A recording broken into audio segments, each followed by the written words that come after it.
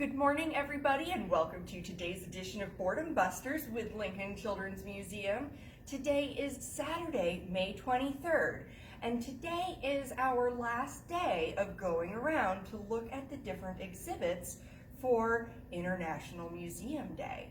Now, today we are looking at the Lunar Lander.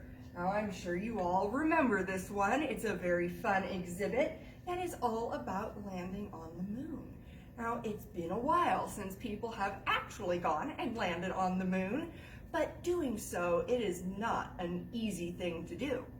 First, we have to figure out how to leave our planet, and then how do we land on the moon without everything breaking? So, engineers had to figure out a way to build the lunar landers so that they could land on the surface of the moon and keep people inside safe.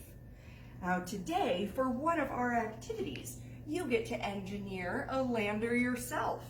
Now all you need is a few straws and some index cards.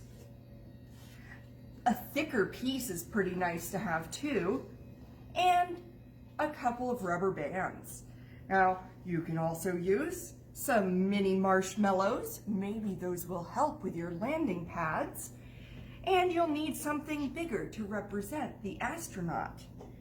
And for the main body of that lunar lander, just use a cup. Anywhere from 8 to 12 ounces for that cup is just fine.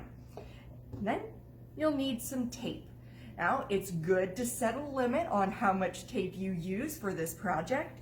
Usually I say about a yard, which is 3 feet, which is about from here to here. That's about how much tape. Now this is a fun project to do with people in your family, with others, and have a challenge so that you challenge each other. Now, if you want this cup to be your lunar lander and this little green poof ball to be your astronaut, how can you get this cup to land while keeping the astronaut safe inside? Well, the cup doesn't have a lid, so what are you going to do? If you try to land it, the astronaut fell right out. So think about some ways that you can engineer a lander that will keep that astronaut safe. Now, with engineering, an important thing is that you test your ideas and then go back and work on them some more. Test it and work on it some more. So just because your first version maybe doesn't work, well, you should go back and try it again. Add some more things to it. It might help to draw a picture of what you're trying to build. Now, if you don't have these exact items to build with, that is just fine. You can use just about anything. Just make sure that you set your limits. Say, for this one, I would say 3 index cards, 6 straws, 3 rubber bands, 10 marshmallows, and 1 cup with 3 feet of tape. And those are your restrictions. And you have to be creative to build something, to design it within those restrictions. Because when engineers design the lunar landers, anything else that goes into space, they have some pretty strong restrictions on what materials they can use and how much of those materials they can use. So have fun building your own lunar lander. Take a picture and show us in the comments what it looks like.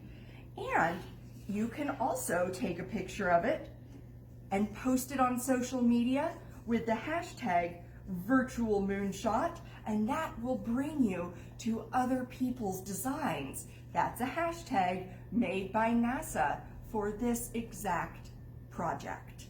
So if you need some inspiration, check out hashtag virtual moonshot and you will be able to see some other designs. Now for our printable today, we have Kazoo, and Kazoo is blasting off in a rocket. Now, when we launch a rocket, we count backwards from 10. So here's Kazoo's numbers going backwards from 10 down to 1, and then blast off. Next to each one, there are moons.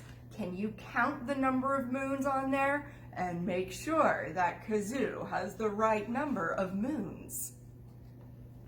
Now, for our song recommendation, it's a fun song called Zoom, Zoom, Zoom, We're Going to the Moon. So play this song, dance to it, and it's a very good one. And for our book, we have Max Goes to the Moon by Jeffrey Bennett. And this book is part of a series where Max, the dog, goes on science adventures. So we have this story linked for you to listen to. Go ahead, listen to it, and if you like it, I bet you can find the other science adventures with Max the dog. Now, for our video recommendation, how we are going to the moon. And it has a lot of good information about how scientists and engineers and astronauts all work together on how to get to the moon. I do also have a craft for you today, and this craft, we are going to be making a moon. Now for this craft, you just need a piece of white paper, something round to trace. So I'm going to use a pencil for that. You'll need foil and paint. I brought down white, black, and silver paint. And when you're done and it's all dry, you can mount it on a big piece of black paper for the night sky. So here we go. I'm going to trace this lid here in a circle, and this will be my full moon. And there it is. And now I'll use this as my paint palette. Well, white plus black equals gray, and the moon, the rocks on the moon, are pretty gray in color. And I'm pretty excited to use this sparkly, shiny silver paint too. Now, did you know the moon does not actually make its own light? When the moon is shining in the sky, it's actually that the sunlight is reflecting off the surface of the moon. Now you'll need some foil, and there are many ways that you can make a foil stamp. I'm going to just crumple it up. Or you can use, if you'd like to make it more round, you can press it into the bottom of a cup. Well, I think that this will look good though. So it's got this really nice texture on it. So I will just dab it into my paint, white, black, and silver, to make a nice mix of grays. And just go around and stamp it onto your circle. You should get some pretty nice, fun textures on there that should remind you of the surface of the moon.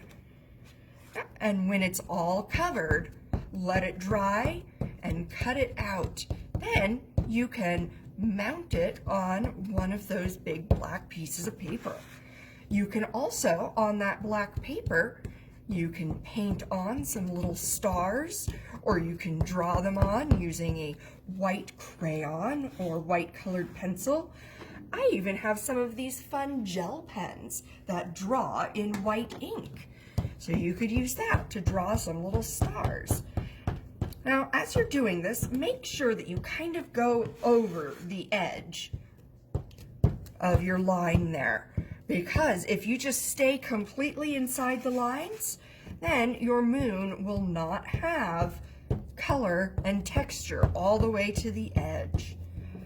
And you might need to retrace your circle when your paint is dry and you're ready to cut it out. My line is kind of disappearing underneath all this paint.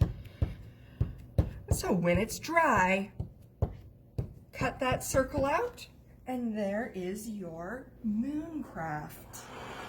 Now, Miss Katie. Yes, Miss Greta? How does the moon cut its hair? I don't know. How? Eclipse it.